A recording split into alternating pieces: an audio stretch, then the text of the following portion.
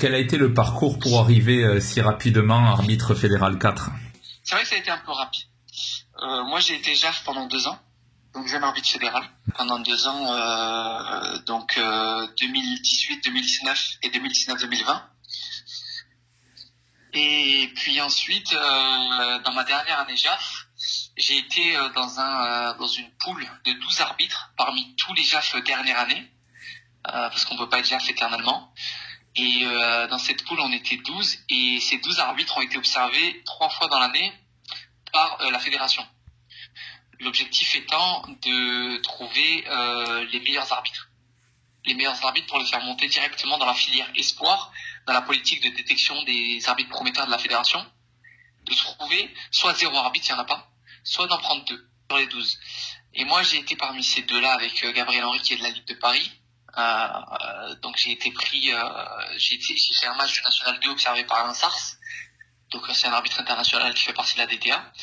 Et après j'ai eu 2 matchs du National 3 où j'ai été observé par d'autres personnes de la DTA.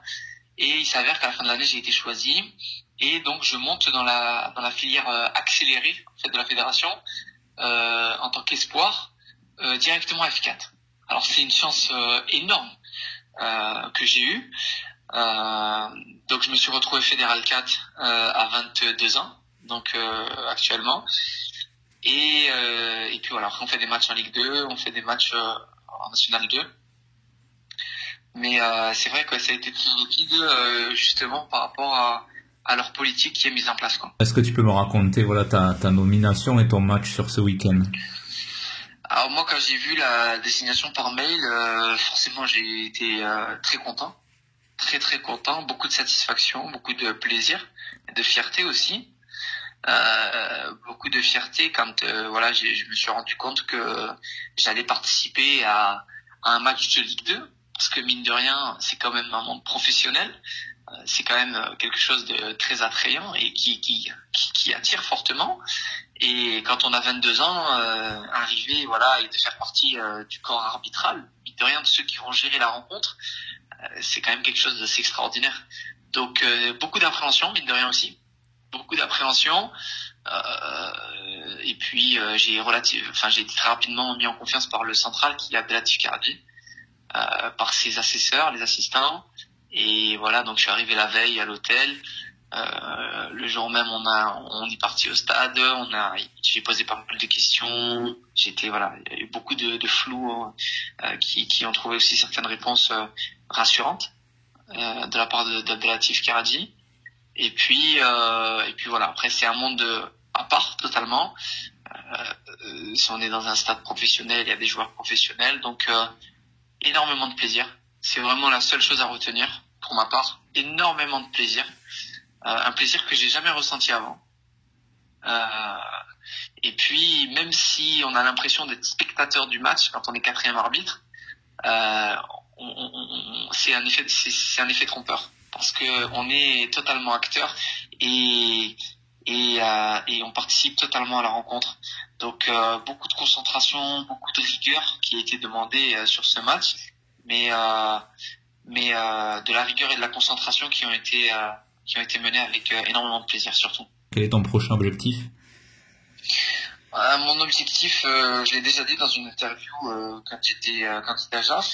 Vous savez, vous fixez des objectifs quand vous êtes arbitre. C'est comme quand vous êtes joueur. Vous fixez des objectifs, c'est un peu compliqué. C'est un monde un peu délicat. C'est un monde un peu délicat dans le sens où se projeter sur le long terme, c'est impossible. C'est relativement impossible. Donc moi, je suis F4 aujourd'hui à 22 ans. C'est une chance. C'est une confiance que m'accorde la DTA. C'est une responsabilité, plus que tout. Donc mon objectif premier, si je devais en donner un, par contre je vais parler sur du court terme, parce que voilà, sur du long terme c'est pas possible de se projeter, mais sur du court terme c'est de montrer à mes dirigeants, de montrer à ceux qui m'ont accordé cette chance que la confiance qu'ils m'accordent, je vais l'assurer, quoi.